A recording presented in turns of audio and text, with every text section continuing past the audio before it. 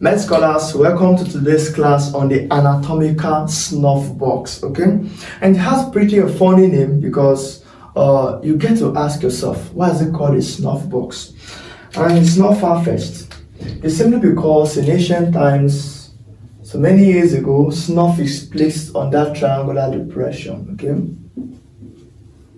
Prior to inhalation.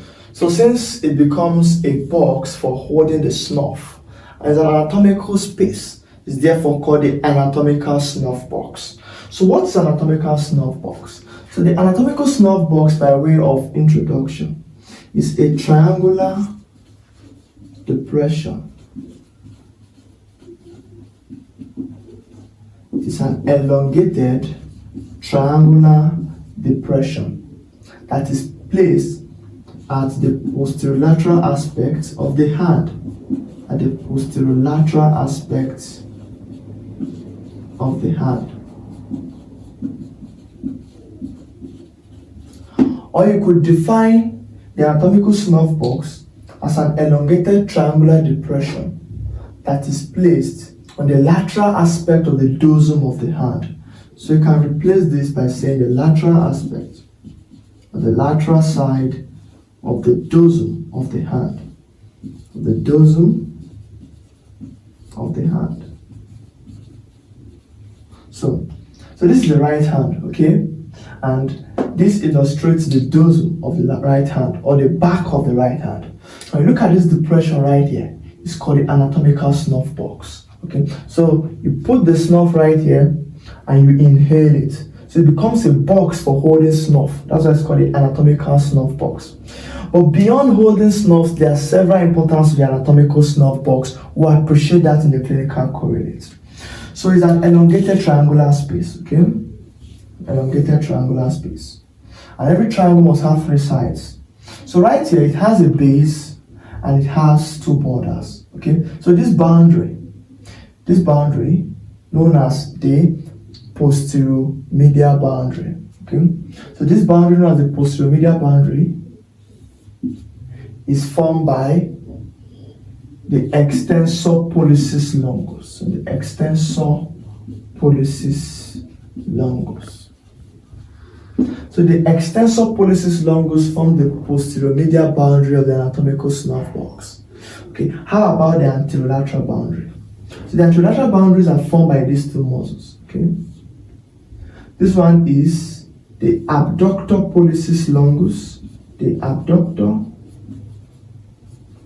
pollicis longus, and the second muscle right here is the extensor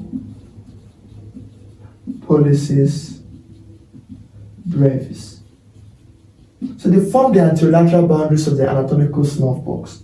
The abductor of the thumb and the short extensor of the thumb, while the posteromedial boundary is formed by this tendon right here, and is the tendon of the extensor pollicis longus. Alright, so this structure right here that holds this group of tendons in place. Structures that hold tendons in place in anatomy are regarded to as retinacular. So this structure right here is called the extensor retinaculum. Of course, we are dealing with the dorsum or the back of the hand. So this is the extensor retinaculum. Okay, so these are the tendons, the extensor tendons. They are held in place by this retinaculum. Okay, so the anatomical snuff box has a base. What forms the base of the anatomical snuff box? It's formed by two bones. Okay, and those bones are the scaphoid. Remember the boat-shaped bones that receives blood supply on either ends, the scaphoid, and the bone that is most susceptible to fracture within the hand, the scaphoid. And the second bone that forms the base is known as the trapezium. The trapezium. So the scaphoid and the trapezium, they form the base of the anatomical snuff box. What are the other features that we're going to be discussing here? So the anatomical snuff box has a roof. Okay, so the roof of the anatomical snuff box is formed by the skin, and it is formed by the superficial fascia. So by the skin and by superficial fascia. So some structures cross the roof of the anatomical snuffbox. So what are those structures that are crossing the roof of the anatomical snuffbox? Okay. So we have this nerve right here. This nerve right here is called the superficial radial nerve. So this is the superficial radial nerve. So the superficial radial nerve, okay? Some of the structures that are crossing the roof of the anatomical snuffbox. And what's the second structure? It's a vein. It's a vein, okay? And that vein is an important access for the administration of intravenous fluid or other substances like drugs, or for even collection of blood. And that vein is called the cephalic vein. The cephalic vein. So the structures crossing the roof of the anatomical snuffbox are the superficial radial nerve and the cephalic vein. Alright, this is a space. Most anatomical spaces, they have contents. The contents are the structures passing through them.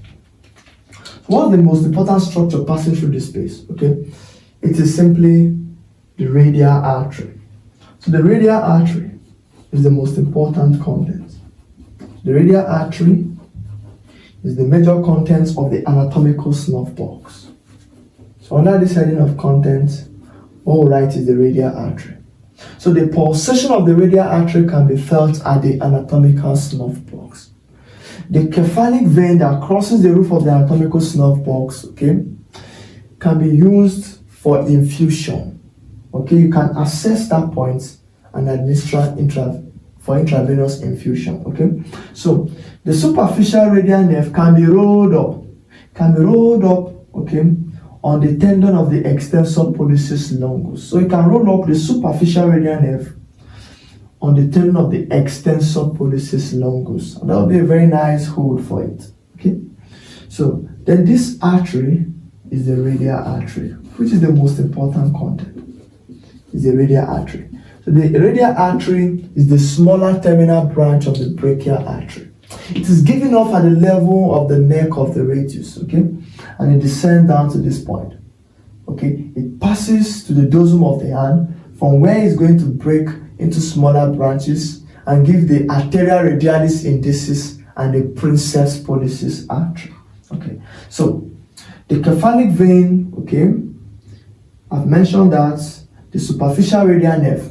The superficial radial nerve is one of the terminal branches of the radial nerve because at the level of the lateral epicondyl, the radial nerve divides into two.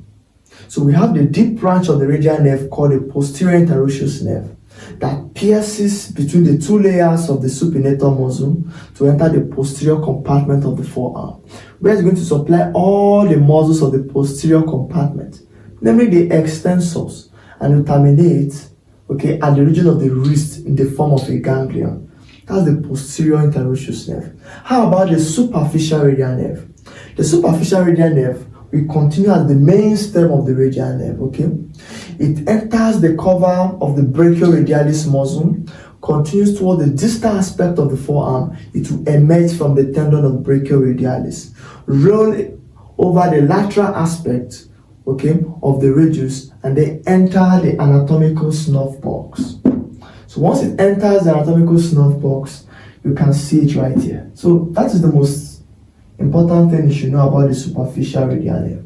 And then it goes to supply the skin over the dorsum of the lateral 3.5 digit, short of their nail beds. Okay, so we've been able to discuss the anatomical snuffbox. Up next, we look at some clinical correlates. Okay, pulsation of the radial artery can be felt at the anatomical snuffbox.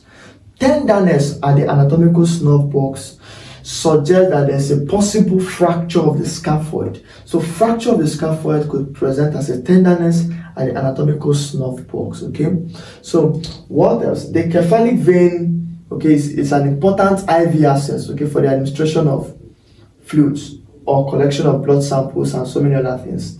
So we've also mentioned the superficial radial nerve. It can be rolled up on the tendon of the extensor pollicis longus. So thank you very much, med scholars, for looking up for this video. Thank you very much.